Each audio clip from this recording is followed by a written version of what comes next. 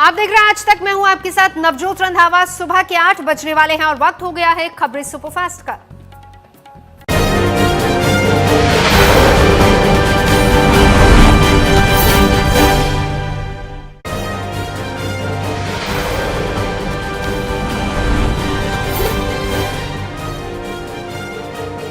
Sushant case में CBI की पूछताछ का दौर जारी है। आज एक बार फिर रिया के माता पिता से सीबीआई सवाल जवाब करेगी। कल सीबीआई ने दोनों से करीब 8 घंटे की पूछताछ की थी, जिसमें सुशांत और रिया के रिश्तों को लेकर सवाल किए गए थे। इसके अलावा रिया के भाई शौविक से भी लगातार छठे दिन पूछताछ की गई।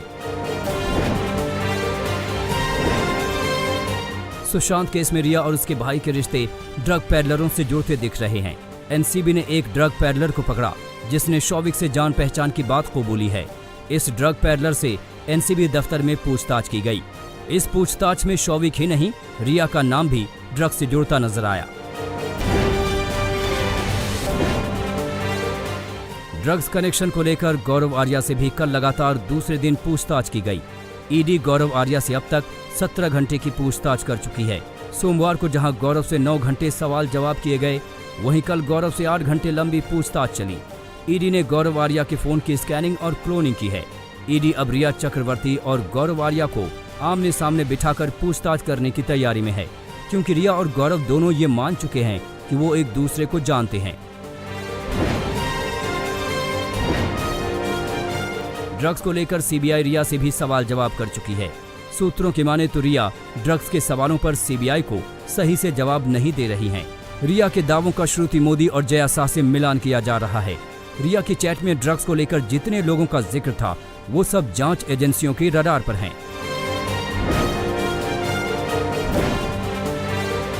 सीबीआई सुशांत केस में अब आत्महत्या के एंगल से जांच पर फोकस कर रही है। सूत्रों के मुताबिक अब तक सुशांत के मर्डर का कोई सबूत नहीं मिला है। ऐसे में जांच को आत्महत्या के लिए उकसाने के मामले के लिहाज से देखा जा रहा है। हालांकि हत्या के एंगल से जांच को आधिकारिक तौर पर बंद नहीं किया गया है।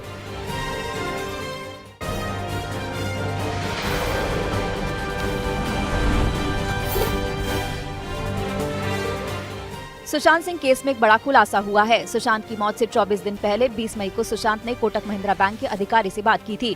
सुशांत ने व्हाट्सएप पर बैंक अधिकारी हर्ष को मैसेज किया था। मैसेज में सुशांत ने लिखा, हाय हर्ष, मैं सुशांत सिंह राजपूत हूँ, प्लीज जब कॉल कर सको तो करना। सुशांत ने हर्ष से निवेश को लेकर बात की थी। बैंक से जो दस्तावेज सामने आए हैं उसमें उनकी बहन प्रियंका नॉमिनी है। व्हाट्सएप चैट में बैंक अधिकारी ने सुशांत को अगले दिन सिग्नेचर के लिए मैसेज किया था।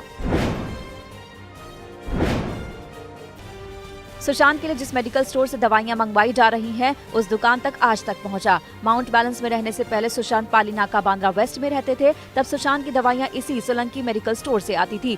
दुकानदार ने बताया कि यहां से 2 बार दवाइयां खरीदी गईं। दवाइयों के लिए डॉक्टर का पर्चा होता था। बिल सुशांत के नाम पर ही बनता था। आज तक के पास वो मेडिकल बिल भी है जिस पर सुशांत सिंह राजपूत का नाम लिखा है।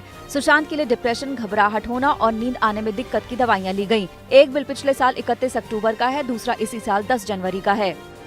ये सब मेडिसिन एज ए रिलेटेड जैसे बताया उनका स्लीप डिसऑर्डर के लिए हैं, एंजाइटी के लिए आती हैं, तो उनको प्रिस्क्राइब। एज ए एक्टर्स हम भी समझते हैं कि वो जो ट्रेवल करते हैं तो उनको जेट लैग की समस्या होती है, नींद की समस्या होती है, तो ये डॉक्टर्स को एग्जामिनेशन करके प्रिस्क्राइब करते हैं। एनसीबी ने जिस ड्रग पैडलर को गिरफ्तार किया है उससे कई और अहम जानकारियां मिल सकती हैं। सूत्रों से खबर है कि ड्रग पैडलर शौविक को न सिर्फ जानता था बल्कि उसने बताया कि शौविक उससे ड्रग्स भी खरीदता था। ड्रग पैडलर का दावा है कि शौविक ड्रग्स लेता है। नारकोटिक्स ब्यूरो ने अभी ड्रग पैडलर के नाम का खुलासा नहीं किया है। जल्दी और गिरफ्तारियां होने वाली। अभी रिया से ड्रग पैडलर का कोई सीधा कॉन्टेक्ट सामने नहीं आया है। साल 2018 में सुशांत ने Nagaland chief minister relief fund में 1 करोड़ 25 लाख रुपए डोनेट किए थे। सुशांत की बहन श्वेता ने उस वक्त नागालैंड के मुख्यमंत्री की ओर से भेजे गए आभार पत्र को भी साझा किया। श्वेता ने ट्वीट कर लिखा कि एक बड़े दिल वाला मेरा भाई हमेशा मदद के लिए तैयार रहता था। लव यू भाई। कंगना रनौत ने मुंबई पुलिस को निशाने पर लिया है। टीम कंगना के ट्विटर हैंडल से किए गए ट्वीट में लिखा है कि सुशांत सिंह के हत्यारों के खिलाफ लड़ रहे लोगों पर किए गए भद्दे ट्वीट की निंदा करने की बजाय उन्हें लाइक किया जा रहा है। मुंबई पुलिस कमिश्नर इसे बढ़ावा दे रहे हैं। मुंबई पुलिस का स्तर सबसे ज्यादा गिर गया है, ये शर्मनाक है।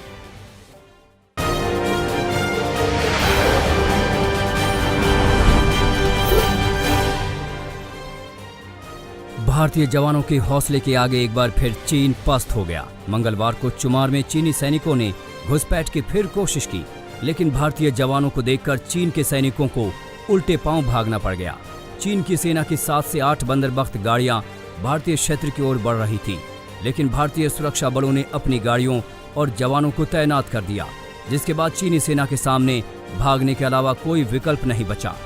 चीनी सैनिकों की दगाबाजी को देखते हुए पूर्वी लद्दाख में भारतीय जवान हाई अलर्ट पर हैं।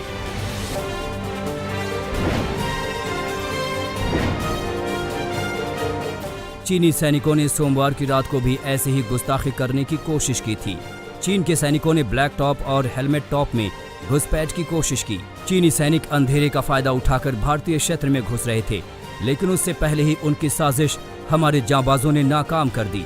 चीन ने 29-30 अगस्त की रात को भी घुसपैठ की कोशिश की थी, लेकिन उस रात भी चीनी सैनिकों के इरादे नाकाम हो गए।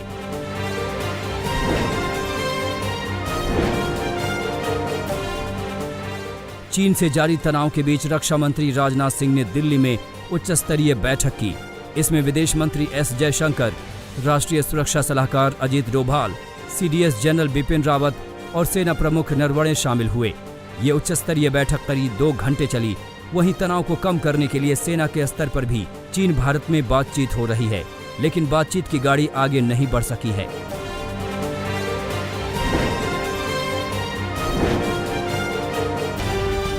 चीन से तनाव के बीच रक्षा मंत्री राजनाथ सिंह आज रूस के लिए रवाना होंगे। Rajnath Singh Shanghai corporation organisation के सदस्य देशों के रक्षा मंत्रियों की बैठक में हिस्सा लेंगे। ये दौरा 3 दिनों का है। इससे पहले भी राजनाथ सिंह रूस की विक्ट्री डे परेड के 75 साल पूरे होने पर जश्न में शामिल हुए थे।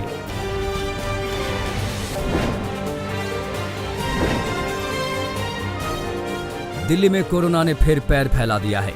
2 महीनों में पहली बार 24 घंटे में 2312 कोरोना वायरस से संक्रमित मरीज मिले हैं। हालात को देखते हुए केजरीवाल सरकार ने एक बार फिर सीरो सर्वे शुरू कर दिया है। आपको बता दें कि दिल्ली में सबसे बेहतरीन रिकवरी रेट है। यहाँ अब भी 88% से अधिक रिकवरी रेट बना हुआ है।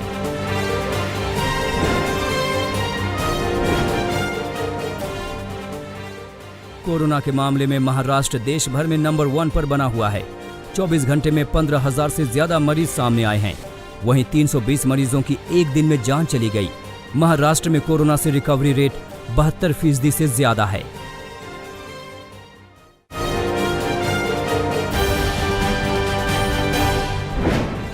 यूपी के लखीमपुर खीरी में बाढ़ से हालात बिगड़ते जा रहे हैं। पहाड़ों पर हुई मूसलाधार बारिश के बाद घाघरा नदी का जलस्तर बढ़ गया है। ऐसे में नदी की उफनती लहरों की वजह से किनारों पर काफी कटान हो रहा है। इसका असर वहां बसे घरों पर दिख रहा है। एक ऐसी ही तस्वीर नैनापुर गांव से आई है, जहां कटान की वजह से मकान भरभरा कर गिर गया। देखते ही देखते मकान का मलबा उफनती नदी में समा गया। घाघरा नदी के पानी में हजारों एकड़ जमीन डूब गई है, जबकि बड़ी संख्या में लोगों को अपना घर बार छोड़ने को मजबूर होना पड़ा है। फर्रुखाबाद में भी हालात गंभीर हैं। बाढ़ का पानी गांव में घुस चुका है। सड़कों पर भी पानी ही पानी है। गंगा और रामगंगा का जलस्तर बढ़ने से ये आफत टूटी है। नदियों के किनारों पर बसे मकानों में खतरा मंडराने लगा है। लोग जान बचाने के लिए अपना आशियाना छोड़ने पर मजबूर हैं। गुजरात के जूनागढ़ में भी बाढ़ से स्थिति बिगड़ती जा रही है। वहां 75 से ज्यादा गांव में बाढ़ से तबाही मची है। अब तक 70 लोगों का रेस्क्यू ऑपरेशन किया जा चुका है, लेकिन जूनागढ़ के सरोद गांव में एक बीमार शख्स की बाढ़ की वजह से ही मौत हो गई।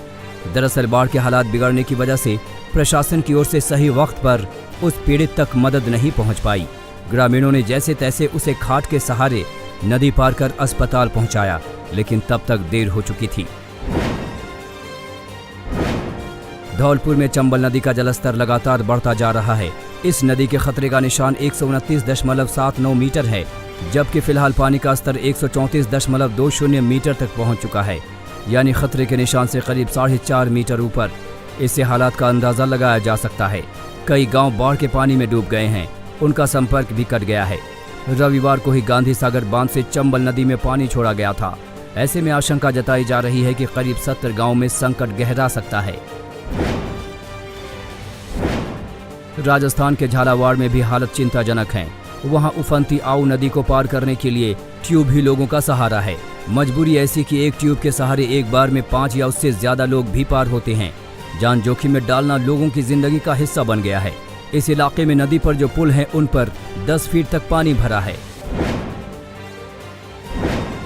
12 जिले में भी बाढ़ से तबाही दिख रही है। पूरा इलाका टापू में तब्दील हो गया है। लहरों की तेज रफ्तार हालात की गवाही दे रही हैं। जिले की पार्वती नदी सब कुछ बहा ले जाने को बेताब है, लेकिन लोगों की मजबूरी हावी है। परीक्षा देने जा रहे स्कूली छात्र ट्यूब के सहारे नदी पार कर रहे हैं। ग्रामीण हालात से लड़ने के लिए प्रशासन की मदद का इंतजार कर रहे हैं।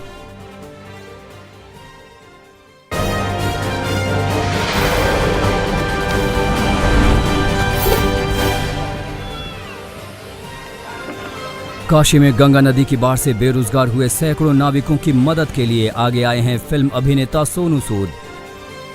दरअसल नाव वालों ने ट्वीट कर सोनू सूद से राशन किट की मांग की थी। करीब घंटे भर बाद ही सोनू सूद ने जवाब दिया है कि वाराणसी के घाटों में रहने वाले 350 नाविक परिवार का कोई सदस्य भूखा नहीं सोएगा। वो सभी को राशन किट पहुंचाएंगे। 5 घंटे बाद सोनू सूद की टीम ने सभी के पास राशन किट भी पहुंचा दी। इससे नाव वाले खुश हैं और सोनू सूद को तहे दिल से शुक्रिया अदा कर रहे हैं।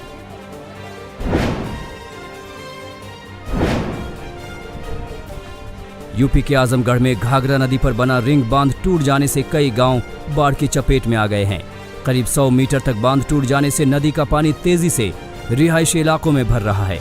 सैकड़ों एकड़ फसल भी बाढ़ की चपेट में आकर बर्बाद हो चुकी है। प्रशासन ने बांध की मरम्मत का काम शुरू कर दिया है।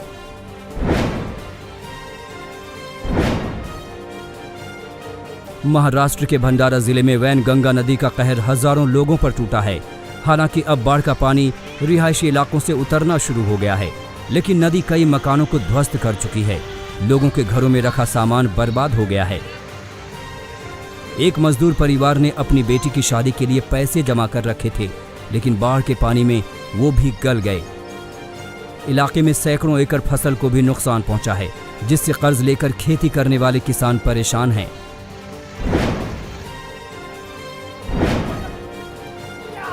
मध्य प्रदेश के रायसेन में उफनते नर्मदा नदी में कुछ बच्चे स्टंट कर रहे हैं। बौरास घाट पर स्टंट करते बच्चों की तस्वीरें कैमरे में कैद हुई हैं। यहाँ नदी का पानी 40 फीट गहरा है और प्रवाह भी तेज है, लेकिन 15 फीट ऊंचाई से बच्चे नदी में छलांग लगा रहे हैं।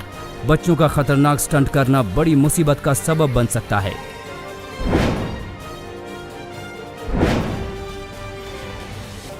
वडोदरा में विश्वामित्री नदी फिर उफान पर है। शहर के बीचों बीच से गुजरने वाली इस नदी के दोनों किनारों पर बसी बस्तियों में डर पैदा हो गया है। यहाँ के कारेली बाग इलाके में कई घर बाढ़ में डूबे हुए हैं। प्रशासन ने बाढ़ में फंसे लोगों को रेस्क्यू कराया है। पहले भी विश्वामित्री नदी से निकले मगरमच्छ बस्तियों में पहुंच गए थे, जिससे लोगों में डर बना हुआ है।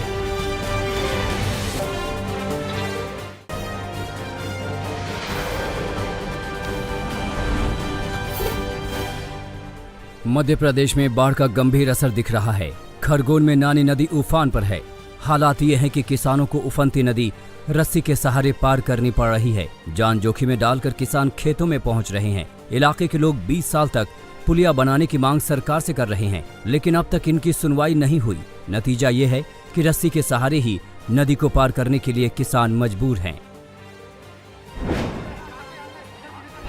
छिंदवाड़ा जिले में भी बाढ़ से हालात बदतर हैं। वहां एक गर्भवती महिला की हालत बिगड़ी तो लोगों ने उसे खटिया की मदद से नदी पार कराया, फिर उसे अस्पताल पहुंचाया गया। इलाके के लोगों के लिए और कोई दूसरा साधन नहीं है जिससे वे नदी को पार कर पाएं। पुल पानी में डूब गए हैं, गाड़ियों की आवाजाही बंद है। बाढ़ ने ऐसा धावा बोला है कि सिस्टम की भी पोल खुल गई है। यहाँ कोई मदद नहीं पहुँच रही है। मध्य प्रदेश के सिवनी में 1 महीने में बनकर तैयार हुआ पुल भी बाढ़ की चपेट में आ गया। 3 करोड़ 12 लाख की लागत से बना 150 मीटर लंबा पुल सैलाब की मार झेल भी नहीं पाया। भीम बांध गेट से पानी छोड़े जाने के बाद पुल बह गया। वाणगंगा नदी पर इसका निर्माण प्रधानमंत्री ग्रामीण सड़क योजना के तहत किया गया था।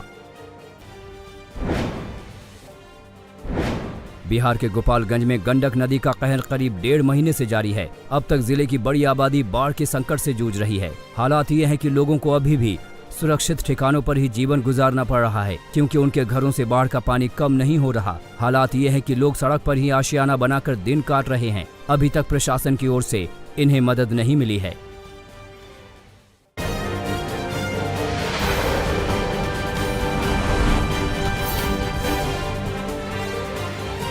इलाहाबाद हाईकोर्ट के आदेश पर कल रात डॉक्टर कफील खान को मथुरा जेल से रिहा कर दिया गया। कफील पर योगी सरकार ने एनएसए लगाया था। कफील की रिहाई के बहाने विपक्ष ने योगी सरकार को घेरा। हाईकोर्ट ने कफील पर एनएसए हटाने का भी आदेश दिया है। आपको बता दें, कफील खान पर सीएए और एनआरसी के दौरान भड़काऊ भाषण देने का आरोप लगा था।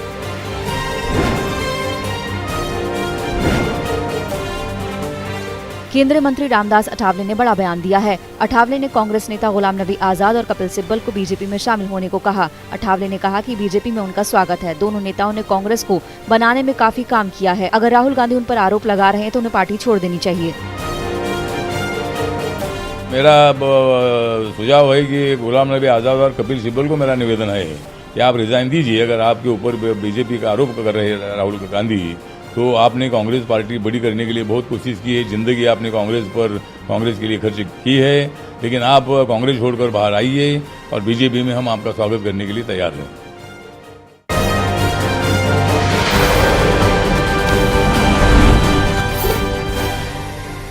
एनसीबी ने विदेशी गांजे की धरपकड़ के लिए मुंबई और गोवा में छापेमारी की है।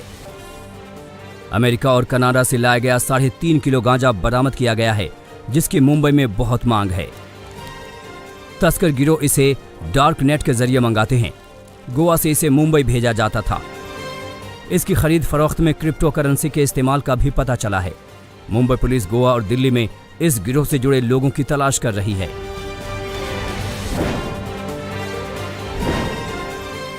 बिहार के गया में 12वीं में पढ़ने वाली नाबालिग लड़की के साथ गैंगरेप का सनसनीखेज मामला सामने आया है। 3 आरोपियों ने रेप के बाद लड़की की फोटो और वीडियो भी सोशल मीडिया में डाल दिया। पुलिस आरोपियों की धरपकड़ के लिए छापेमारी कर रही है। एक आरोपी के पिता को पुलिस ने हिरासत में लिया है। लड़की के परिजनों ने आरोप लगाया है कि रेप के आरोपी जान से मारने की धमकी दे रहे हैं।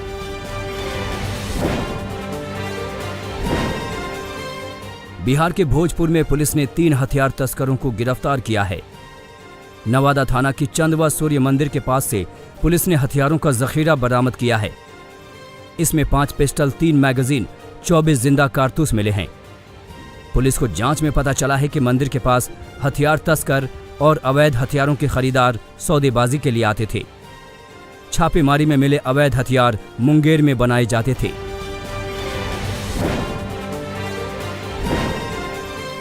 दिल्ली के मयूर विहार के पार्क में एक युवक की रहस्यमयी मौत की गुत्थी सुलझाने में पुलिस जुटी है। पुलिस ने पोस्टमार्टम कराने के बाद शव परिजनों को सौंप दिया है। उसका मोबाइल जब्त कर पुलिस जांच में जुटी है। युवक के हाथ में 10 से 12 इंजेक्शन लगाने के निशान थे। घर वालों का आरोप है कि युवक की हत्या की गई है। युवक एक मल्टीनेशनल कंपनी में काम करता था और इन दिनों घर से काम कर रहा था।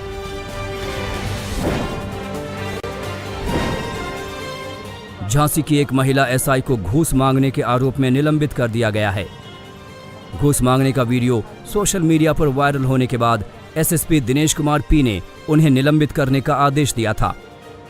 आरोपी महिला एसआई के खिलाफ विभागीय जांच भी शुरू कर दी गई है।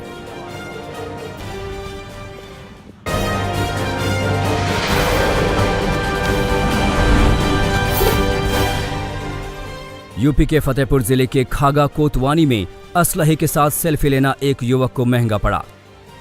सेल्फी लेने के दौरान ट्रिगर दब गया और गोली सीधे युवक को लगी। गंभीर हालत में उसे जिला अस्पताल में भर्ती कराया गया, जहां से प्रयागराज शिफ्ट कर दिया गया है। पुलिस जांच कर रही है कि जिस असलहा से गोली चली वो वैध है या अवैध।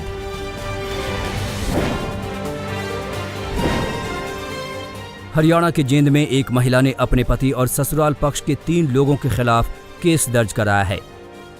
महिला का आरोप है कि उसके पति को शादी से पहले ही HIV संक्रमण था, लेकिन ससुराल वालों ने ये बात छुपाई। शादी के बाद महिला भी संक्रमित हो गई जब इसका खुलासा हुआ। महिला ने दहेज उत्पीड़न, धोखाधड़ी और अमानत में खयानत का केस दर्ज कराया है।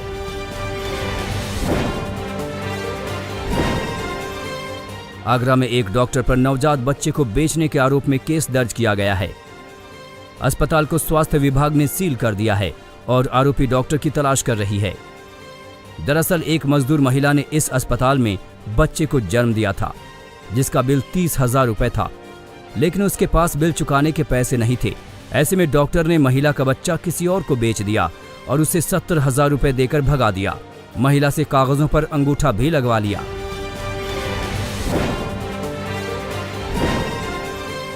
पंजाब के भटिंडा में एक नाबालिग छात्रा के साथ रेप का मामला सामने आया है। पुलिस ने लड़की का मेडिकल कराने के बाद केस दर्ज कर लिया है और रेप आरोपी को गिरफ्तार कर लिया गया है।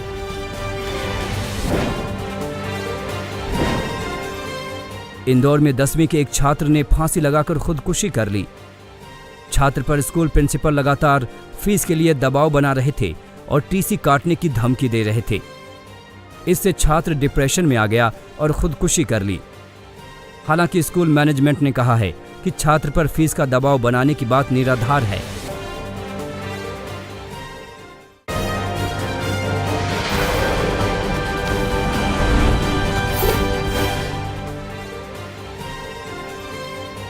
राष्ट्रपति चुनाव के शोर और कोरोना संकट के बीच अमेरिका में हिंसक प्रदर्शनों का दौर चल रहा है।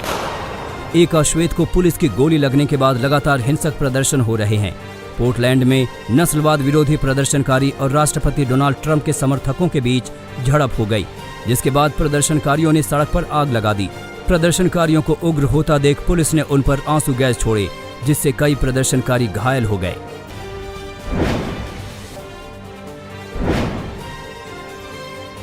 अमेरिका में चुनावी गहमागहमी तेज हो गई है। डेमोक्रेट उम्मीदवार जो बाइडेन ने हिंसक प्रदर्शनों के लिए राष्ट्रपति ट्रंप पर निशाना साधा है। बाइडेन ने कहा, ट्रंप ने कई शहरों में हिंसा भड़काने का काम किया है। वहीं अमेरिका की पूर्व विदेश मंत्री हिलरी क्लिंटन ने भी डोनाल्ड ट्रंप पर हमला किया। उन्होंने समर्थकों से कहा है कि ट्रंप को 65 दिनों में सत्ता से बेदखल करें।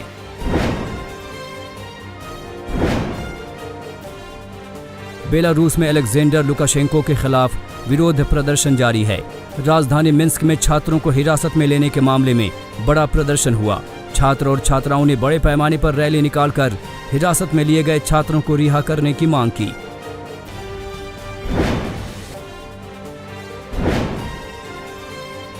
अर्जेंटीना में पशु अधिकार ग्रुप और पर्यावरण कार्यकर्ताओं ने चीन के खिलाफ जोरदार प्रदर्शन कर विरोध जताया है। यह प्रदर्शन चीन को पोर्क सप्लाई करने के लिए समझौते के तहत बनने वाले पिग फार्म के विरोध में किया गया है।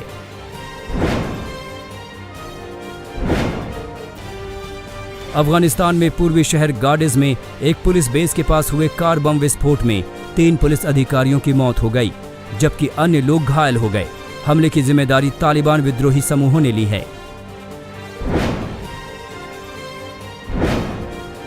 दुनिया में कोरोना वायरस का कहर जारी है। कोरोना से अब तक 2,57,00,000 से ज्यादा लोग संक्रमित हो चुके हैं, जबकि इस महामारी से 8,57,000 से ज्यादा लोगों की जान जा चुकी है। अमेरिका में कोरोना मरीजों का आंकड़ा 62,24,000 के पार पहुंच गया है। वहीं ब्राजील में कोरोना मरीजों की तादाद 39,19,000 के पार पहुंच गई है।